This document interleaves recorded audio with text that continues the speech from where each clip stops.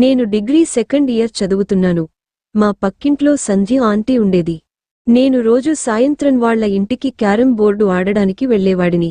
ఒకరోజు నేను వెళ్లేసరికి సంధ్య ఆంటీ స్నానం చేసి డ్రెస్ వేసుకుంటోంది. అనుకోకుండా నా కళ్లతో దాన్ని చూశాను.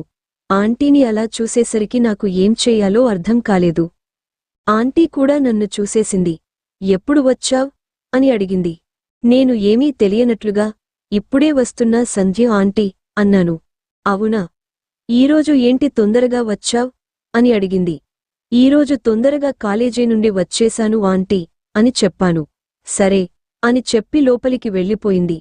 నేను రోజులాగే క్యారమ్ ఆడి ఇంటికి వెళ్ళిపోయాను.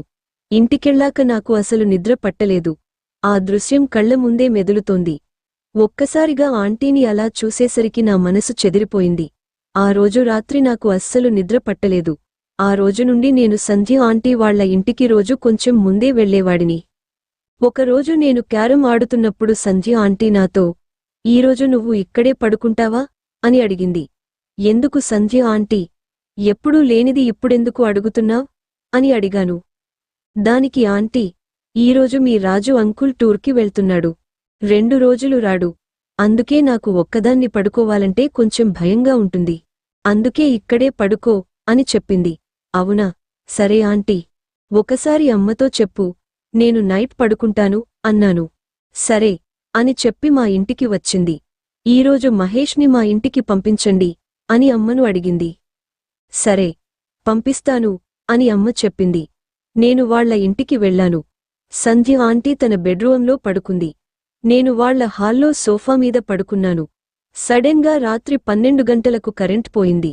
అప్పుడు సంధ్య ఆంటీ నన్ను లోపలికి పిలిచింది.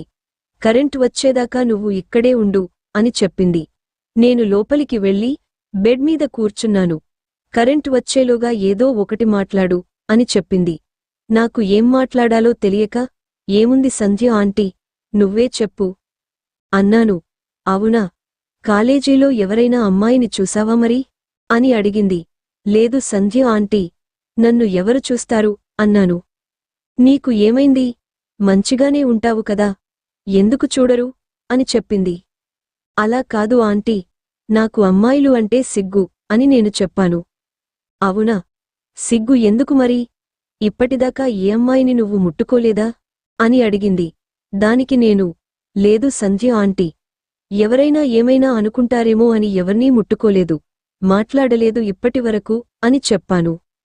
దానికి సంధ్య ఆంటీ ఒక్కసారిగా, అదేంటి, నీ వయసులో ఉన్నప్పుడు ఎవరైనా అమ్మాయిలతో ఎంజాయ్ చేస్తారు కదా, నువ్వెందుకు చేయలేదు అని అడిగింది. సంధ్య ఆంటీ, నాకు ఏం తెలియదు కదా అని నేను చెప్పాను.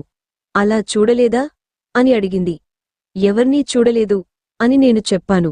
అప్పుడు సంధ్య ఆంటీ నన్ను చూసి, మరి నన్ను చూసావు కదా, నీకు ఏమనిపియలేదా అని అడిగింది. ఒక్కసారిగా నా గుండె వేగంగా కొట్టుకోవడం మొదలుపెట్టింది. అలా అడిగేసరికి నా కాళ్ళు చేతులు వణకడం మొదలుపెట్టాయి. ఆంటీ, నేను చూసింది నువ్వు చూసావా అని నేను అడిగాను.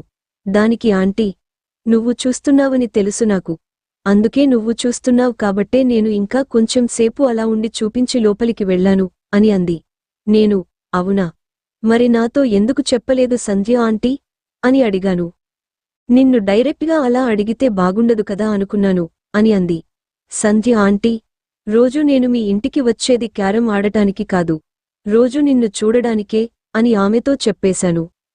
తర్వాత సంధ్య ఆంటీ, మరి నాతో చెప్పలేదు, చెబితే ఎప్పుడో ఒప్పుకునేదాన్ని కదా, ఇన్ని రోజులు ఆగాల్సిన అవసరం ఉండేది కాదు అని అంది. సరే, నీకు నాలో ఏమంటే ఇష్టం, ఎందుకు రోజు వచ్చి చూస్తున్నావు, చెప్పు, నేనేమీ అనుకోను, ఓపెన్గా చెప్పు, ఇంకెవరూ లేరు కాబట్టి అడుగుతున్నాను అని అంది. సంధ్య ఆంటీ, నీ నడుము చూస్తే ముట్టుకోవాలనిపించేది, నిన్ను వెనక నుండి చూస్తుంటే అలానే వచ్చి గట్టిగా పట్టుకోవాలనిపించేది, ఒక్కసారి మిమ్మల్ని గట్టిగా వాటేసుకుని నీ పెదాలకు నా పెదాలు అలా ఒకసారి టచ్ చేయాలనిపించేది, మీరు వాకిలి ముందు వంగి ముగ్గులు వేస్తుంటే అలా ఊగుతున్నా. రెండింటిని చూసి మా ఇంటికి వెళ్లి బోరింగ్ కొట్టుకునేవాడిని. చాలాసార్లు అనుకున్నాను మిమ్మల్ని బాగా అనుభవించాలని, కానీ నాకు టైం రాలేదు అని సంధ్య ఆంటీతో కసిగా అన్నాను. దానికి సంధ్య ఆంటీ, ఏంటి, నువ్వింత ఆకలి మీద ఉన్నావు, ఈరోజు ఎలాగైనా నీ ఆకలి తీరుస్తాను, బాధపడకు అని చెప్పింది. ఏంటి అని చెప్పి అలాగే మాట్లాడుకుంటూ నెమ్మదిగా దగ్గరయ్యాము. కరెంట్ ఇంకా రాకపోవడంతో నిద్ర రావట్లేదు.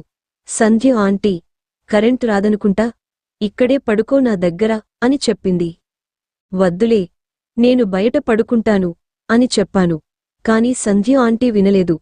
ఇన్ని చెప్పావు కదా, ఇంకా బయట ఎందుకు పడుకుంటావు, నా దగ్గరే పడుకో అని చెప్పింది. సరే అని సంధ్య ఆంటీ పక్కనే పడుకున్నాను. రాత్రంతా సంధ్య ఆంటీని పడుకోనివ్వకుండా నా చాలా రోజుల వేడిని ఆ రాత్రి తీర్చుకున్నాను.